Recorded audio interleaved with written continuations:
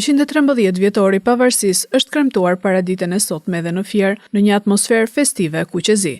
Në ceremoninë e rastit kanë qenë të pranishëm autoritetet më të larta vendore, deputet, nxënës shkollash, qytetarë të shumtë, përfaqësues të drejtorisë vendore të policisë dhe përfaqësues të komuniteteve fetare, ndërsa është vënë re mungesa e deputetit socialist Ceno Klosi dhe drejtueses politike të qarkut Belinda Balluku.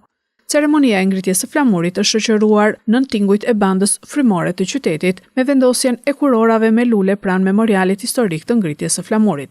Ndërsa në fjalën e tij përshëndetse, kryebashkiaku Armando Subashi ka vlerësuar sakrificat dhe guximin e të parëve tan në luftën e tyre për pavarësi.